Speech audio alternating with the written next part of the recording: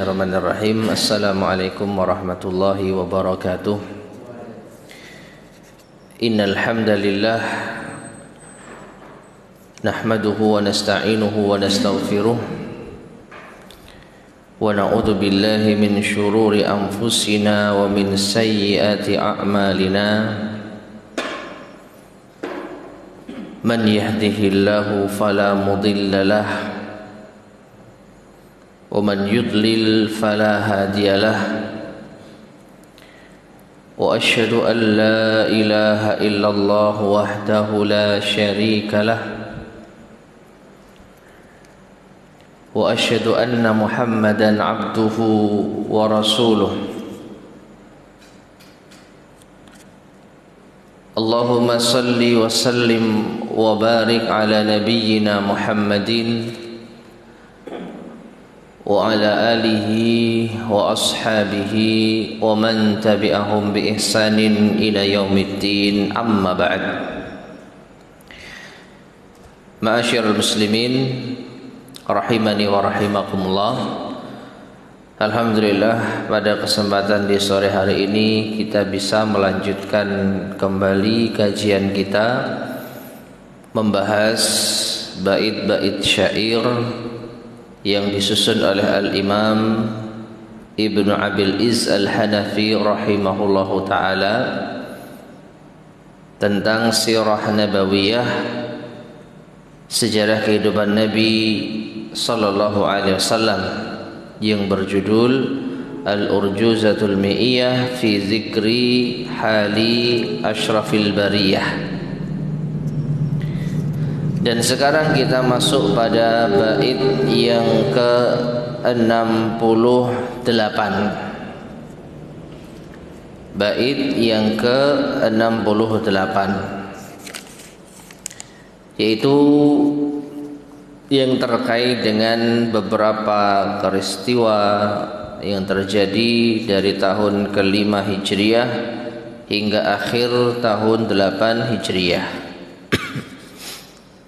Bait yang ke-8 atau bait yang ke-68, qala an-nazim rahimahullah, berkata an-nazim Imam Ibnu Abil Izz Al-Hanafi rahimahullah, wa kana fil khamisati isma' wathiq al-ifku fi ghazwi Banil Mustaliq.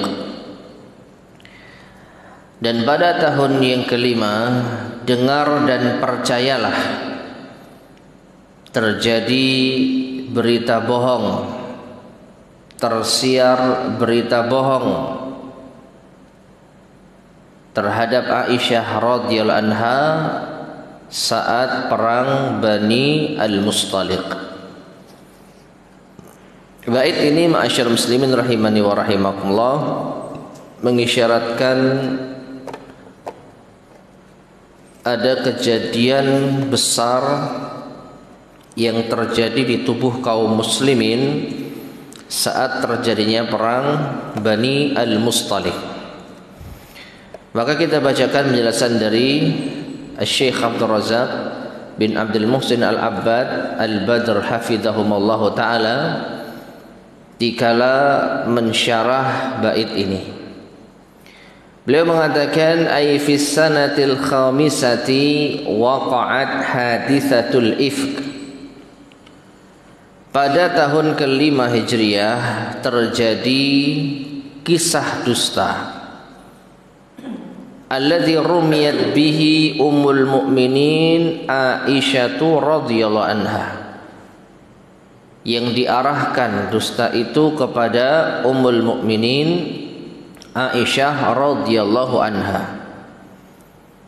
Wa anzalallahu subhanahu wa ta'ala bara'ataha minhu, dan Allah subhanahu wa ta'ala menurunkan ayat yang menjelaskan berlepas dirinya Aisyah dari tuduhan tersebut. Fi ayatin tutla fi kitabillah, pada ayat yang dibaca di dalam Al-Quran, yaitu di dalam kitabullah. Hatta innaha radhiyallahu anha, hingga beliau Aisyah radhiyallahu anha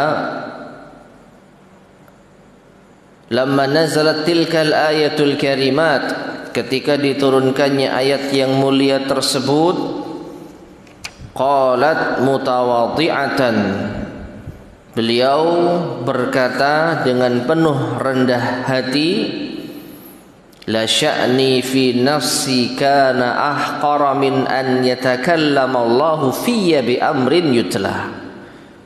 Sungguh perkaraku, kejadian yang menimpa diriku lebih rendah daripada Allah Subhanahu wa taala membicarakannya terhadapku dengan suatu perkara yang dibaca. Maknanya Aisyah justru merasa tidak pantas Allah Subhanahu wa taala menurunkan pembelaan terhadap dirinya yang dibaca di dalam ayat Al-Quran. Jadi beliau merasa ujian yang beliau dapatkan itu nampaknya tidak terlalu penting sehingga Allah Subhanahu wa taala sampai menurunkan ayatnya untuk menjelaskan berlepas dirinya Aisyah terhadap tuduhan tersebut. Tayyib. Kemudian qala Ibnu Katsir, Al-Imam Ibnu Katsir rahimahullahu taala berkata di dalam tafsirnya, wa qad ajma'al ulama'u rahimahumullah, dan sungguh para ulama rahimahumullah qatibatan sepakat seluruhnya ala anna man sabbaha ba'da hadza, bahwa siapa yang mencela Aisyah setelah hal ini, wa ramaha bima ramaha bih, dan menuduhnya dengan tuduhan yang keji, ba'da hadza, setelah ini, alladzi dzukira fi hadhil ayat, yang telah disebutkan di dalam ayat, fa innahu kafirun, maka sesungguhnya ia kafir, li'annahu mu'anidun lil Qur'an, karena dia pada hakikatnya menentang Al-Quran. Taib, ma'asyar muslimin, para jamaah sekalian rahimani wa rahimakumullah. Jadi dalam suatu perang, yaitu perang Bani Al-Mustalik yang nanti akan dijelaskan insyaallah secara singkat, terjadi suatu peristiwa yang berawal dari Aisyah radhiyallahu anha dalam suatu perjalanan beliau bersama dengan para sahabat yang lain berhenti di suatu tempat untuk beristirahat. Jadi Aisyah radhiyallahu anha berada di dalam tenda. Jadi transportasi zaman dahulu itu pakai tenda yang diangkat oleh manusia. Ah, kok tenda apa? Tandu. Tandu. Kalau tenda itu kemah. Yang benar tandu. Ya. Tapi ada tutupnya. Atau bahasa yang lebih pas, sekedup. Ya, sekedup. Jadi tandu yang ada tutupnya. Nah, ketika pasukan beristirahat di suatu tempat, Aisyah radhiyallahu anha ingin buang hajat, menjauh dari pandangan manusia. Selesai buang hajat, ketika beliau hendak kembali kepada pasukan untuk naik tandu tersebut, ternyata Aisyah kehilangan kalung milik saudarinya Asma binti Abi Bakar yang dipinjamkan kepadanya. Maka merasa bertanggung jawab dengan kalung tersebut, Aisyah pun mencari-cari, membutuhkan waktu yang lebih lama.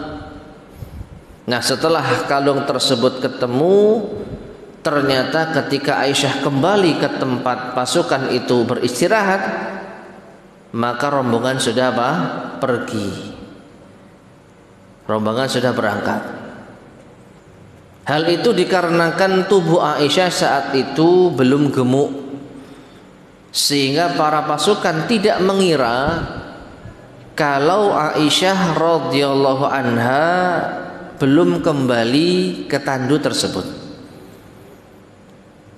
Jadi bisa dikatakan Aisyah di dalam tandu atau di luar tandu itu beratnya tidak signifikan perbedaannya.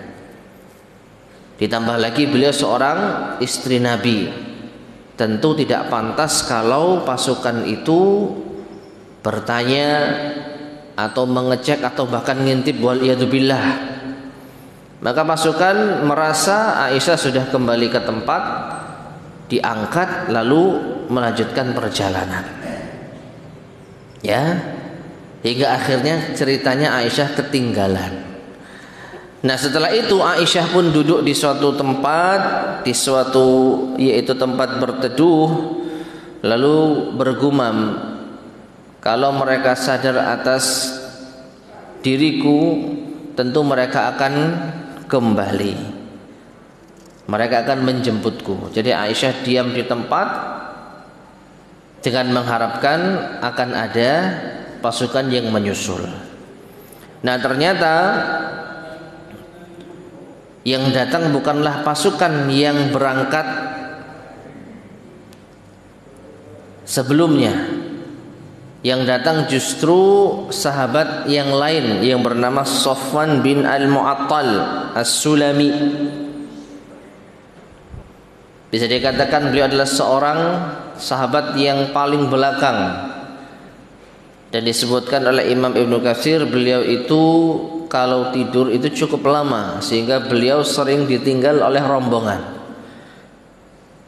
Nah, sehingga beliau berada di tempat yang paling belakang, di bagian yang paling belakang.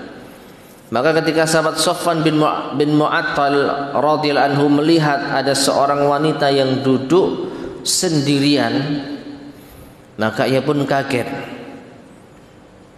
Lalu ia pun berkata, "Inna lillahi wa inna ilaihi raji'un, zaujatu Rasulillah sallallahu alaihi wasallam." Inna lillahi wa inna ilaihi raji'un. Ada istri Nabi sendirian di sini. Maka Aisyah yang saat itu tertidur tidaklah mendengar kalimat dari Safwan bin Al-Mu'attal melainkan kalimat istirja ini. Artinya apa? Nanti pada akhirnya disimpulkan tidak ada perbincangan sedikit pun antara mereka berdua hingga bertemu dengan pasukan atau rombongan tersebut. Tidak ada percakapan sedikit pun yang didengar oleh Aisyah, hanya ucapan istirja. Inna lillahi wa inna ilaihi raji'un, zaujatu Rasulillah sallallahu alaihi wasallam. Maka setelah itu Safwan bin Al-Mu'attal pun memposisikan untanya untuk duduk agar Aisyah radhiyallahu anha bisa menaikinya. Itu pun dengan cara yang sangat sopan sekali, sangat penuh adab. Bagaimana? Safwan bin Al-Mu'attal membawa untanya sampai mendekati ibunda Aisyah, lalu untanya itu disuruh untuk menderum, menunduk, turun, lalu Safwan menyingkir, menjauh. Apa tujuannya? Agar ketika Aisyah radhiyallahu anha naik ke unta tersebut, barangkali ada bagian tubuh yang tersingkap, karena kalau wanita pakai jubah atau pakai gamis naik unta otomatis ada yang terbuka bagian bawahnya. Nah, supaya Safwan tidak melihat hal tersebut, maka ia pun menjauh. Ia pun menjauh dari unta dan Aisyah. Setelah Aisyah radhiyallahu anha naik ke unta tersebut, maka Safwan baru menghampirinya untuk menyuruh unta itu berdiri, lalu mereka melanjutkan perjalanan. Dan sekali lagi, tidak ada sepatah kata pun yang terucap dari mereka berdua. Nggak ada ngobrol. Aisyah, kenapa kok ketinggalan? Nggak ada basa-basi. Sama sekali tidak ada. Menunjukkan bahwa sahabat Safwan bin Al-Mu'attal benar-benar menjaga diri dan menjaga kehormatan ibunda Aisyah radhiyallahu anha. Nah, sesampainya rombongan ini menyusul, atau sesampainya dua orang ini menyusul rombongan utama, maka disitulah muncul kasak kusuk. maka Aisyah difitnah telah melakukan perbuatan keji, dan di antara provokatornya adalah tokoh munafik, yaitu Abdullah bin Ubay bin Salul, sehingga menyebarlah berita dusta bahwa ibunda kita Aisyah radhiyallahu anha telah dituduh berzina, wal yadubillah. Dan Nabi SAW karena beliau tidak tahu hal yang gaib, maka beliau pun hanya berdiam. Beliau hanya berdiam.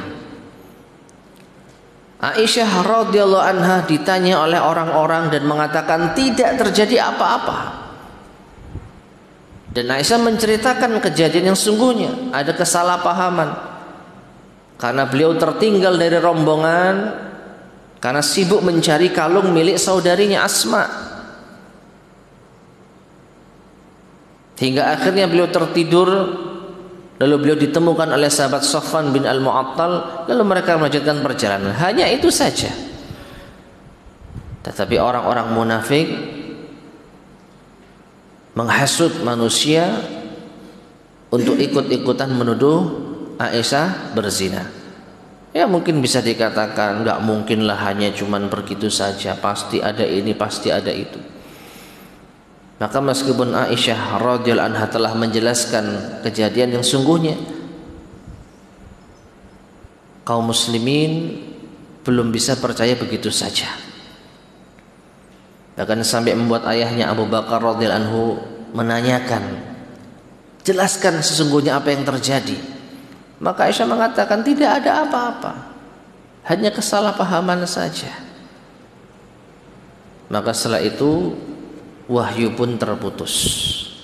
Rasulullah SAW tidak bisa memutuskan hal ini. Di satu sisi Rasulullah percaya dengan Aisyah, tapi kok apa buktinya Aisyah tidak selingkuh?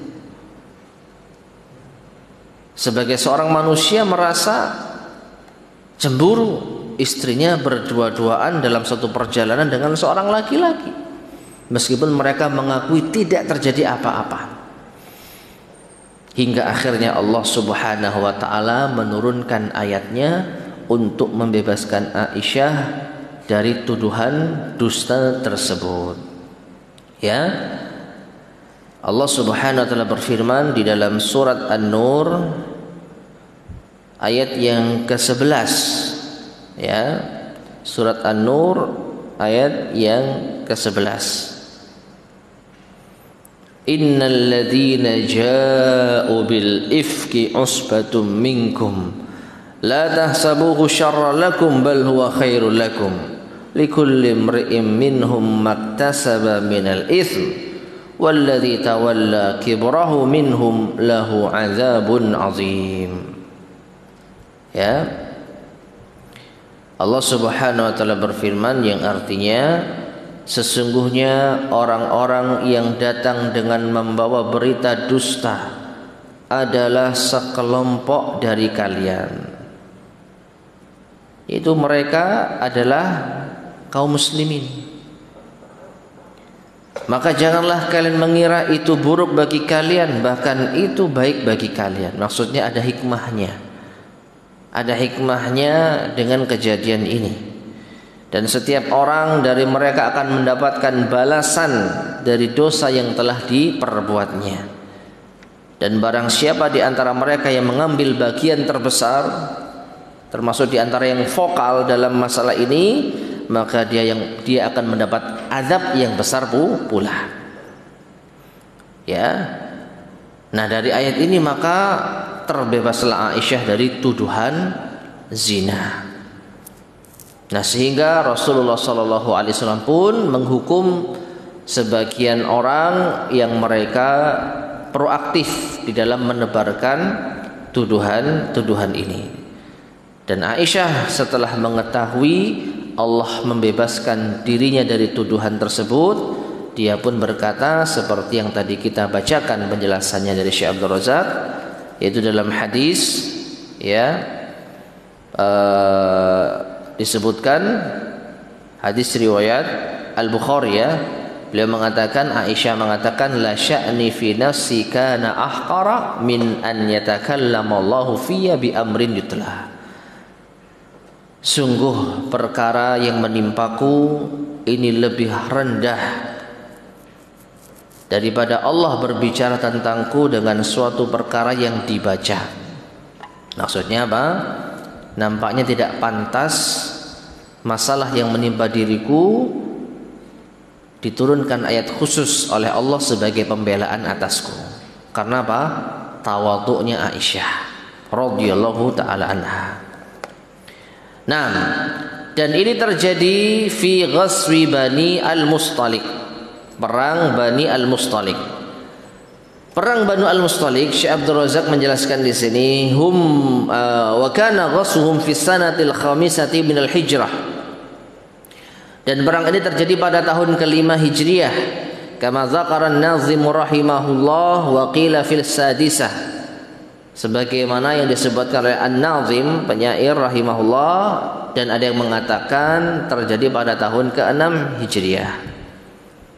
Wa Banul Mustaliq, dan Banu Al-Mustaliq hum batnun min Bani Khuza'ah. Mereka adalah keturunan dari Bani Khuza'ah. Mereka adalah keturunan dari Bani Khuza'ah. Wal Mustaliqu jadduhum, dan Mustaliq adalah nama kakek mereka. Wa tusamma ghazwatul Muraisi, ya, wa tusamma ghazwatul Muraisi. Dan ada yang mengatakan perang Bani Al-Mustaliq juga dikenal dengan perang Al-Muraisi. Muraisi nisbatan ila ma'in lahum fi tilkal mantiqah. Al-Muraisi adalah, yaitu dinisbatkan kepada mata air yang mereka miliki di daerah tersebut. Yuqalu lahu Al-Muraisi, ya, mata air itu dinamakan Al-Muraisi. Dan sering kita dapati nama-nama perang itu diambil dari ikon yang ada di daerah tersebut. Contohnya perang Badar.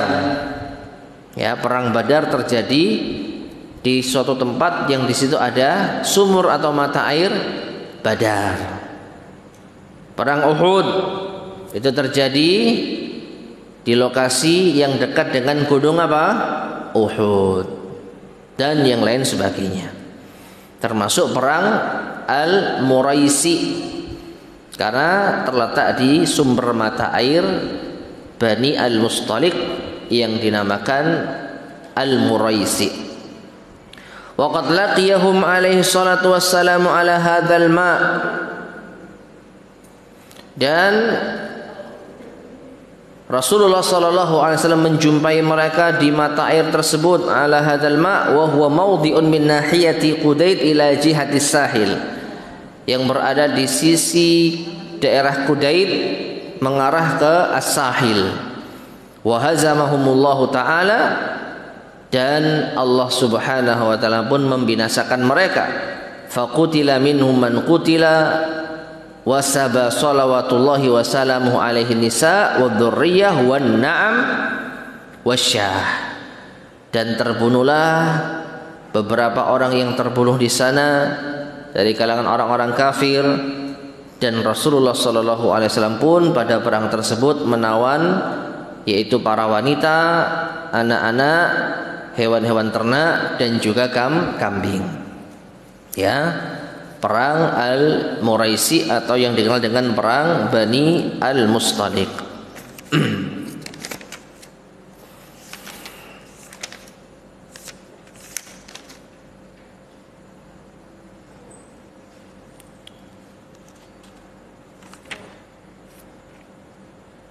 Taib. Nah, disebutkan oleh Imam Ibnu Katsir, di antara wanita yang ditawan saat perang Banil Mustaliq adalah Juwairiyah bintul Haris bin Abi Dhirar Malik Bani Al-Mustaliq. Di antara wanita yang ditawan oleh Rasulullah sallallahu alaihi wasallam adalah Juwairiyah binti Al-Haris,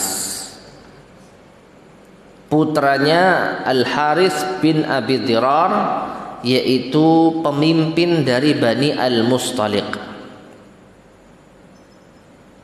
Waqa'at fi sahmi Thabit bin Qais bin Syammas. Pada awalnya Juwairiyah ini seorang tawanan wanita yang dimiliki oleh Thabit bin Qais, seorang sahabat Rasul sallallahu alaihi wasallam. Fakatabaha fa'adda anha Rasulullah sallallahu alaihi wasallam. Maka terjadilah perjanjian untuk membebaskan budak. Jadi Thabit bin Qais menawarkan wanita ini kebebasan dengan membayar sejumlah harta, dan budak yang ditawari atau menawarkan diri untuk dibebaskan dengan membayar sejumlah harta disebut dengan al-mukatab. Ya, jadi seorang budak yang ingin membebaskan dirinya dari perbudakan dengan membayar sejumlah harta itu disebut budak al-mukatab. Fa'adda anha Rasulullah sallallahu alaihi wasallam. Maka ternyata Rasulullah sallallahu alaihi wasallam yang menunaikannya. Jadi Nabi yang mengambil alih pembayarannya. Wa tazawwajaha, lalu beliau menikahinya. Menikahi Juwairiyah. Fasarat ummul mukminin, maka jadilah Juwairiyah termasuk di antara ummahatul mukminin, ibundanya orang-orang yang beriman. Fa'ataqal muslimuna bisababi dzalik mi'ata baitin min Banil Mustaliq qad aslamu. Maka kaum muslimin pun membebaskan banyak sekali budak, bahkan jumlahnya mencapai 100 budak dari kalangan Bani Al-Mustaliq yang mereka pada akhirnya masuk Islam. Taib, kita lanjutkan bait berikutnya karena apa yang diterangkan oleh Imam Ibnu Katsir ini terkait dengan bait berikutnya. Bait ke berapa? 69. Bait ke-69. Berkata An-Nazim rahimahullah, wa daumatul jandali qablu wa hasal aghdu ibnatil Harits ba'du wattasal. Perang Dumatul Jandal pecah sebelum perang Bani Al-Mustaliq dan berlangsung akad nikah Nabi sallallahu alaihi wasallam dengan Juwairiyah binti Al-Harits setelah perang Bani Al-Mustaliq. Taib, ma'asyiral muslimin rahimani wa rahimakumullah. Jadi ada lagi perang yang bernama Dumatul Jandal. Ya. Dumatul Jandal dijelaskan oleh Syekh Abdul Razak hafizahullah, baldatun la tazalu ma'rufatan bihadzal ism ila yaumina hadza fi mantiqatil Jawf. Dumatul Jandal adalah suatu daerah yang senantiasa dikenal hingga hari ini dengan nama ini di daerah Al-Jawf. Syekh mengatakan dikenal, ya di kalangan beliau dan orang-orang Arab mungkin ya. Kita ada yang tahu kita. Kita tahunya Mekah, Madinah, Jeddah. Dumatul Jandal ada yang tahu nggak daerah mana itu? Googling dulu baru tahu ya. Nah, saya mengatakan senantiasa daerah ini terkenal dengan nama ini. Ya menurut beliau ya. Menurut beliau dan mungkin orang-orang Arab secara umum. Ya. Dan ada keterangan yang saya dapatkan dari yaitu apa yang dituliskan oleh Al-Ustadz Firanda hafizahullah di dalam Sirah Nabawiyah yang beliau tulis, bahwa Dumatul Jandal ini terletak di utara kota Madinah sejauh 750 km dari kota Madinah. Ya. Jadi jauhnya jarak antara kota Madinah dengan Dumatul Jandal 750 km. Dekat dengan perbatasan negara Yordania kalau sekarang. Bayangkan berperang sejauh itu Nah, jadi jauh sekali Nabi SAW berperang. Qablu ay qabla ghazwati Banil Mustaliq, dan sebenarnya perang Dumatul Jandal ini terjadi sebelum perang Bani Al-Mustaliq, perang yang tadi kita sampaikan ya. Lianna Dumatul Jandal kanat fi Rabi'inil awal min sanati 5 lil Hijrah, karena perang Dumatul Jandal terjadi pada bulan Rabiul Awal tahun yang kelima Hijriah. Wa Banil Mustaliq fi sanati nafsiha min fi syahri Ramadan, fi syahri Sa'ban. Sedangkan perang Banil Mustaliq di tahun yang sama namun pada bulan apa? Sya'ban. Kama jazama bidzalika Ibnul Qayyim wa ghairuhu min ahli ilm, sebagaimana yang ditetapkan oleh Ibnul Qayyim dan yang selainnya dari kalangan para ulama. Wa hasal, dan berlangsunglah, ai ala ithri ghazwati Banil Mustaliq, di tengah-tengah peperangan Banil Mustaliq, aqdun Nabi alaihi salatu wassalam ala ibnatil Haris, akad nikahnya Nabi sallallahu alaihi wasallam dengan putrinya Al Haris. Siapa tadi namanya? Wahia Juwairiyah bintul Haris radhiyallahu anha, yaitu Juwairiyah bintul Haris radhiyallahu anha. Wa kanat min sabbi Banil Mustaliq, Juwairiyah ini termasuk di antara tawanan wanita saat perang Banil Mustaliq. Wa kanat waqa'at fi sahmi Thabit bin Qais, seperti yang tadi sudah kita sebutkan ya, bahwasanya Juwairiyah ini sebenarnya adalah bagian dari hasil rampasan perang tawanan yang dimiliki oleh sahabat Thabit bin Qais. Ya, nah, yang pada akhirnya Rasulullah Shallallahu Alaihi Wasallam membebaskannya, kemudian menikahinya. Kemudian beliau menikahinya. Taib. Dan di antara hikmah pernikahan ini, ma'asyar muslimin rahimani wa rahimakumullah, tadi sudah kita sampaikan. Apa itu? Ada kurang lebih 100 budak yang dibebaskan oleh kaum muslimin. Jadi tawanan perang itu menjadi apa? Budak. Lalu mereka dibagi kepada para pejuang, kepada para mujahid. Kalau dilihat dari jumlahnya 100, maka ini jumlah yang sangat banyak. Jadi 100 wanita budak itu dimiliki oleh kaum muslimin dari hasil rampasan perang dalam bentuk tawanan. Nah, ketika Nabi SAW menikahi Juwairiyah bintul Haris, maka para sahabat radhiyallahu ta'ala merasa sungkan, merasa segan. Masa saya memiliki budak yang merupakan keluarga istri Nabi? Paham ya? Jadi begitu Juwairiyah dibebaskan sebagai seorang istri Nabi SAW, maka seluruh Banil Mustaliq, seluruh kaum Banil Mustaliq yang menjadi budak pun ikut dibebaskan. Karena tadi sudah kita sampaikan, Juwairiyah ini adalah putranya Al Haris, ya, dan Al Haris sendiri ini adalah seorang pemimpin dari Bani Al Mustaliq, Al Haris bin Abi Dirar. Jadi tokoh utama. Nah, budak-budak tersebut mereka memiliki hubungan kekerabatan dengan Juwairiyah.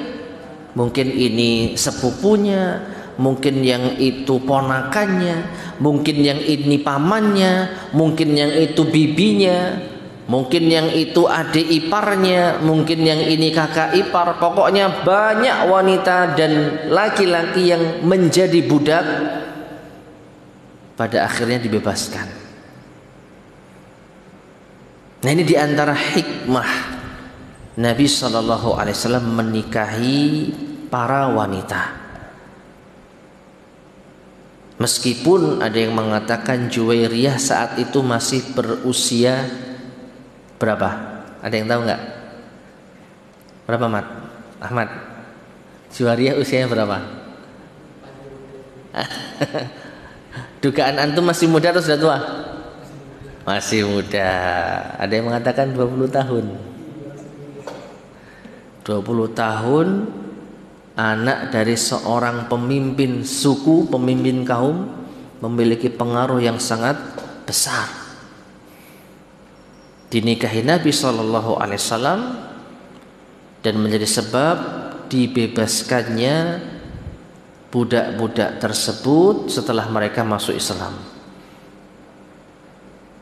Jadi Juwairiyah radhiyallahu anha setelah dibebaskan Nabi SAW masuk Islam, maka seluruh keluarganya yang menjadi budak masuk Islam. Nah, setelah itu para sahabat yang memiliki budak-budak tersebut akhirnya membebaskan mereka. Luar biasa pengaruh suatu perkawinan dengan seorang yang memiliki kedudukan. Nah, di antara keistimewaan Juwairiyah yang juga disebutkan oleh para ulama, Juwairiyah ini ahli zikir. Beliau di antara istri Nabi SAW yang rajin berzikir. Pernah suatu ketika Nabi SAW selepas sholat subuh atau di pagi hari meninggalkan yaitu Juwairiyah dalam keadaan berzikir. Setelah Nabi SAW kembali, ternyata Juwairiyah masih pada posisi yang sama, masih berzikir. Padahal Nabi SAW keluar dalam jangka waktu yang cukup lama, menunjukkan bahwasanya beliau di antara istri Nabi SAW yang rajin berzikir. Tayyib. Jadi saat perang Banil Mustalik terjadilah pernikahan Nabi dengan Juwairiyah. Bait ke-70 kita lanjutkan. Wa qala an-nazimu rahimahullah. Berkata an-nazim rahimahullah, wa aqdu raihanata fi dzil khamisah thumma banu lihyana bad'a as-sadisah. Dan akad nikahnya Nabi sallallahu alaihi wasallam dengan Raihanah terjadi pada tahun ke-5 juga. Dan sesudahnya terjadi perang Bani Lihyan pada permulaan tahun ke-6. Ma'asyar muslimin rahimani wa rahimakumullah. Ya, dalam setahun setidaknya Nabi SAW menikah 2 kali. Yang pertama dengan Juwairiyah dan yang kedua dengan Raihanah. Meskipun ada khilaf di kalangan para ulama, Raihanah ini benar nggak istri Nabi? Kalau kita mengingat-ingat dan kita mungkin pernah mendengarkan pembahasan tentang istri-istri Nabi, kok kayaknya nggak ada yang nama Raihanah. Ya, istri-istri Nabi di antara yang sudah kita kenal siapa? Selain Khadijah ya. Kalau Khadijah itu sudah satu-satunya istri Nabi Sallallahu Alaihi Wasallam yang beliau nikahi sampai meninggal dunia, yang Nabi tidak menikah dengan wanita manapun.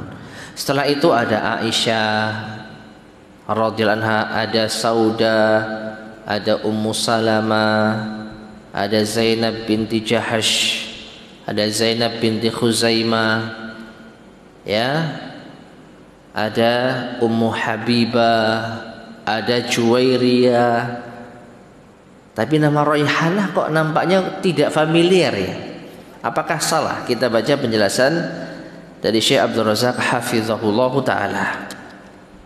Wa aqdu Raihanata bintu Zaidin radhiyallahu anha min sabyi Bani Quraidah.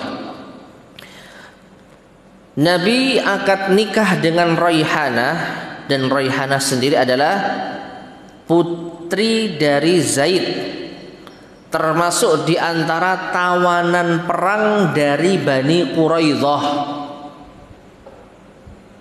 Perang yang sudah kita bahas sebelumnya, perang besar yang terjadi, bahkan terbesar yang terjadi hingga saat ini antara Rasulullah Sallallahu Alaihi Wasallam. Afwan, bukan perang Bani Quraidah ya. Perang Bani Quraidah setelah perang Khandaq yang merupakan perang terbesar hingga saat ini antara Rasulullah Sallallahu Alaihi Wasallam dengan orang-orang Quraisy beserta sekutunya. Ya.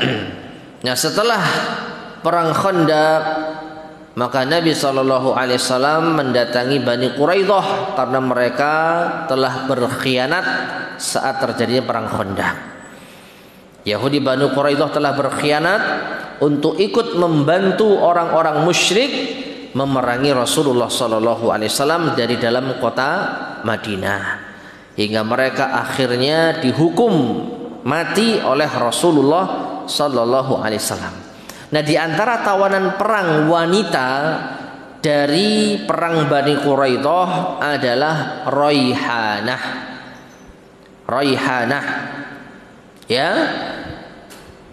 Wa kanat Safiyyah Rasulullah sallallahu alaihi wasallam, dan Raihanah sendiri ini pilihannya Rasulullah.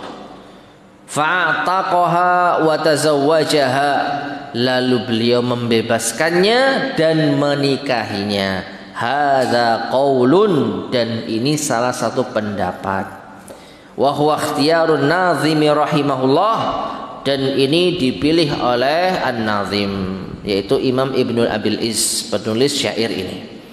Jadi beliau berpendapat Raihanah ini budak Nabi Sallallahu Alaihi Wasallam yang dibebaskan kemudian dinikahi. Wa qalat ta'ifatun, namun ada sebagian pendapat, sebagian kelompok yang berpendapat bal kanat amatuhu wa kana yata'uha bimilkil yamin. Bahkan Raihanah ini adalah budaknya Nabi Sallallahu Alaihi Wasallam dan beliau mengumpulinya dengan status seorang budak. Warajjahahu Ibnul Qayyim wa Ibnu Katsirin wa ghairuhuma, dan ini dikuatkan oleh Imam Ibnul Qayyim, Ibnu Katsir dan selain keduanya. Qala as-Salihi, as-Salihi berkata, wa bihadza jazama khalaiqu, dan pendapat inilah yang ditetapkan oleh kebanyakan orang. Jadi apa yang disebutkan oleh siapa? Imam Ibnu Abdul Is dalam kitab ini, di dalam syair Urjuza ini, bisa dikatakan pendapat yang kurang populer atau pendapat yang menyelisih pendapatnya para ahli sejarah yang lain, di antaranya Ibnul Katsir dan Imam Ibnul Qayyim.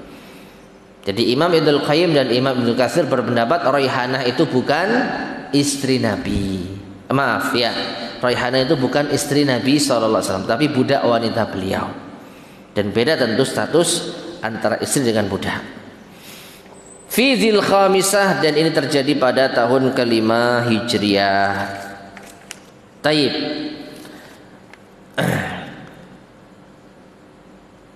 Jadi dengan kita mengikuti pendapatnya Imam Ibnul Qayyim dan Imam Ibnu Katsir rahimahullah taala, maka tidak ada perubahan dari jumlah istri-istri Nabi sallallahu alaihi wasallam. Ya. Jumlah istri Nabi sallallahu alaihi wasallam tetap 9. Ya, tetap 9 itu sepeninggal Rasulullah sallallahu alaihi wasallam. Kalau di total semuanya ada 11. Karena ada salah seorang, karena ada 2 istri Nabi yang meninggal terlebih dahulu sebelum meninggalnya Rasulullah sallallahu alaihi wasallam. Taib, sudah berapa istri Nabi yang disebutkan di sini? Pernikahan yang disebutkan oleh penyair di sini.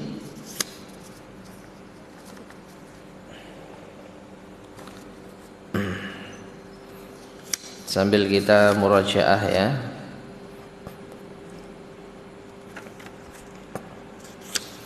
Bait keberapa ada pernikahan Nabi?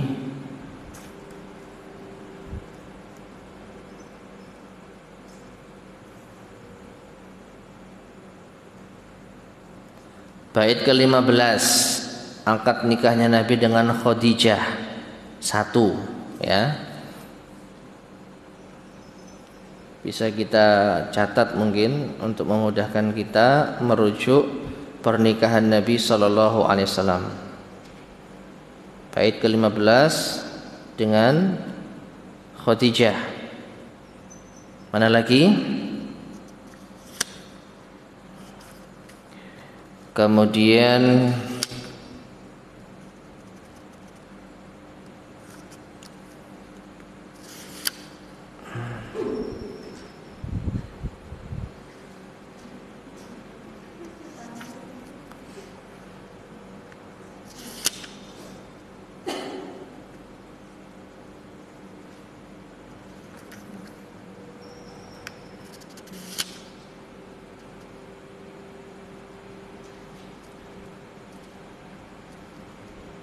Saudah, bait ke-34. Saudah bait ke-34. Summa ala saudata amda aqdah. Kemudian akad nikah dengan Saudah fi Ramadan, di bulan Ramadan.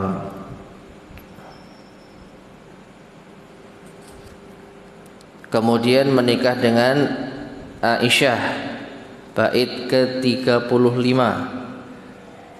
Aqdu binati Siddiqi fi Syawwali. Beliau akad nikah dengan putri Abu Bakar As-Siddiq di bulan Syawal. Di bulan Syawal. Kemudian mana lagi?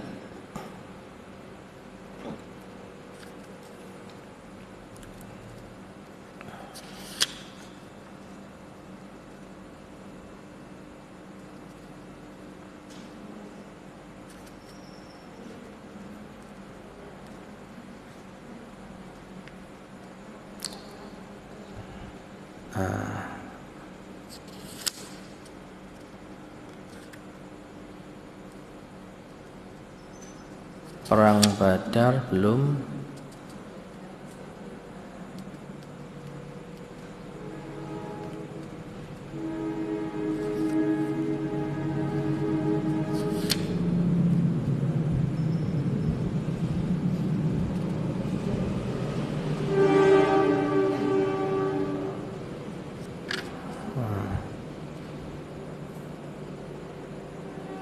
Taib. Bait yang ke-69, Nabi menikahi Hafsah. Zawwaja Utsman biha wa khassah thumma tazawwaja an-nabiy Hafsah. Sebelumnya Nabi SAW menikahkan putrinya Ummu Kulthum dengan Utsman bin Affan secara khusus, karena Utsman bin Affan menikah dengan dua putri Nabi SAW. Sebelumnya Zainab yang telah dinikahi oleh Utsman, Ruqayyah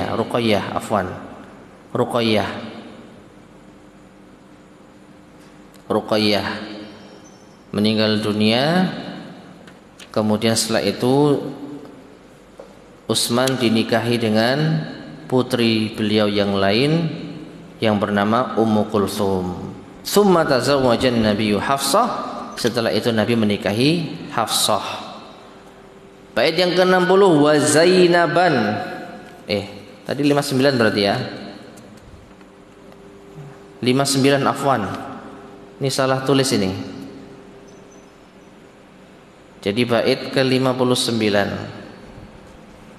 menikah dengan Hafsah. Bait ke-60 Nabi menikahi siapa? Zainab binti Khuzaimah. Taib. Kemudian ada lagi. Nah, Zainab binti Khuzaimah pada akhirnya meninggal dunia. Itu ada di bait ke-63. Nah, ini ya. Jadi Zainab binti Khuzaimah dan Khadijah radhiyallahu anha, itulah dua istri Nabi sallallahu alaihi wasallam yang meninggal di masa Nabi SAW. Jadi total istri Nabi ada 11, termasuk Khadijah dan Zainab bintu Khuzaimah. Namun Khadijah sudah meninggal terlebih dahulu, kemudian Zainab bintu Khuzaimah juga telah meninggal. Sisanya berapa? 9. Sisanya 9. Ya. Kemudian beliau menikahi lagi Zainab bintu Jahas. Bait Zainab bintu Jahas ada di bait 64. Nah, bait 64. Zainab bintu Jahas. Ya, bait ke-64. Setelah itu baru bait yang ke-69 Nabi menikahi Juwairiyah bintu Al-Haris. Bait ke-69 Nabi menikahi Juwairiyah bintul Al-Haris. Wa dumatul jandali qablu wa hasal aqdu ibnatil Harisi ba'du wattasal. Adapun bait ke-70 Nabi menikahi siapa? Raihanah, maka ini diperselisihkan. Imam Ibnu Abdul Is berpendapat sahih.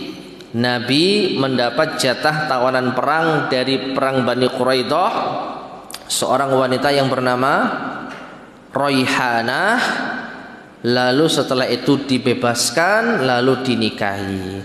Tetapi pendapat Imam Ibnu Katsir dan Imam Ibnul Qayyim tidak seperti itu. Ya, tidak seperti itu. Taib, sekalian ya kita cari pernikahan Nabi dengan yang lain. Nanti di bait ke-75 pernikahan Nabi dengan Ummu Habibah.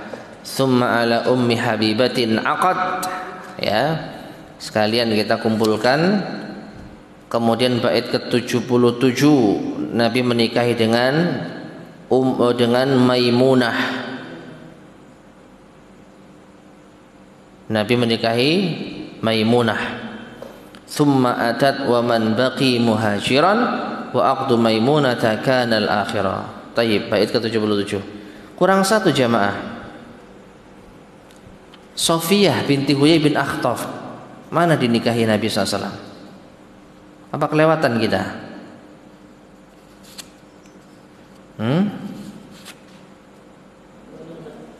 Hah? 76.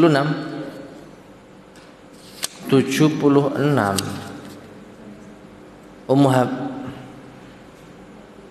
Oh iya, sahih 76.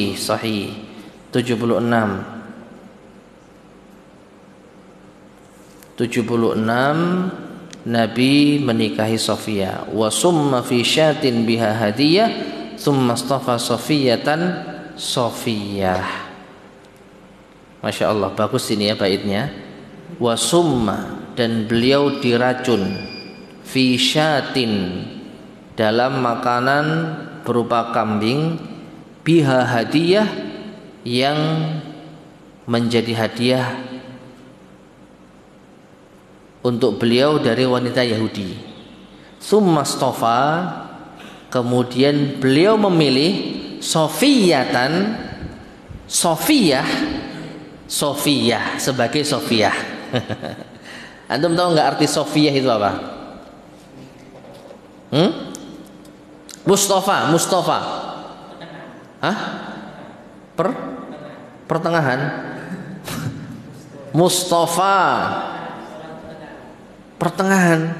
Mutawasit pertengahan. Mustafa. Nabi Jinal Mustafa. Nabi kita yang terpilih. Nabi pilihan. Nah, Sofiyah dari kata itu sofa, Mustafa. Jadi apa artinya? Wanita pilihan. Nah, kembali ke bait 76, loncat dulu ya kita. Tsumma stofa Sofiyatan Sofiyah. Kemudian beliau memilih wanita pilihannya adalah Sofiyah, atau dibalik, kemudian beliau memilih Sofiyah sebagai wanita pilihannya. Tsumma stofa Sofiyatan Sofiyah. Ya. Nah, lengkap sudah pembahasan kita dari istri-istri Nabi SAW. Coba tadi ada yang nyetet nggak? Bait ke-15 Khadijah, bait 34, 35, 59, 60, 64, 69, 70 kita skip karena khilaf, 75, 76, 77. Kok baru 10?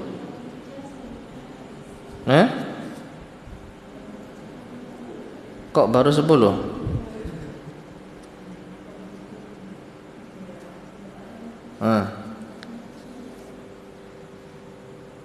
Ada yang salah ini. Gimana? Berapa? Bagaimana? Kurang 1 ya? Siapa? Oh ya, itu nggak tahu.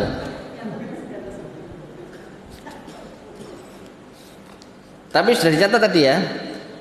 15, 34, 35, 59, 60, 64, 69, 75, 76, 77. Baru 10, harusnya 11.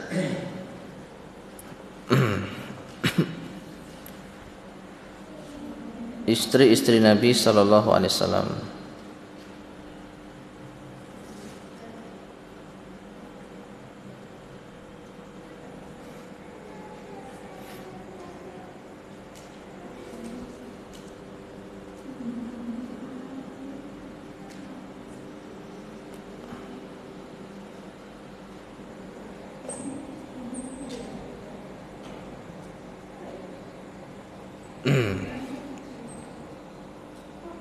Saudah sudah, Aisyah sudah,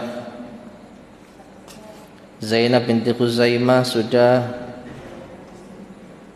Ummu Salamah. Ummu Salamah belum. Ada di bait keberapa ini? Kok ketinggalan? Di bulan Syawal tahun keempat Hijriah. Di bulan Syawal tahun keempat Hijriah.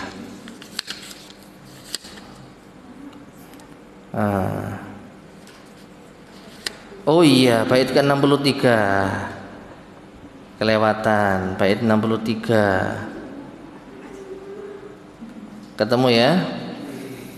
Wa ba'du mautu Zainab al-Muqaddamah wa ba'dahu nikahu Ummi Salamah. Dan setelah itu Zainab meninggal dunia, yaitu Zainab bintu Khuzaimah yang tadi pernikahannya ada di bait ke-60, sekarang telah meninggal dunia. Wa ba'dahu, dan setelahnya nikahu Ummi Salamah, beliau menikahi Ummu Salamah. Pas sudah ya, 11. Ditambah lagi 1 Raihanah kalau kita mengikuti pendapatnya Imam Ibnu Abil Is Al-Hanafi rahimahullahu ta'ala. Taib ma'asyar muslimin rahimani wa rahimakumullah. Adapun perang Banu Lihyan, maka akan kita lanjutkan insyaallah pada kesempatan berikutnya biidznillah subhanahu wa ta'ala. Wallahu ta'ala alam bissawab. Taib ma'asyar muslimin rahimani wa rahimakumullah, kita cukupkan kajian kita sore hari ini. Kurang lebihnya saya mohon maaf. Semoga bermanfaat.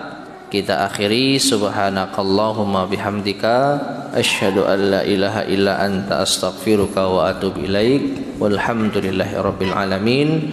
Wassalamualaikum warahmatullahi wabarakatuh.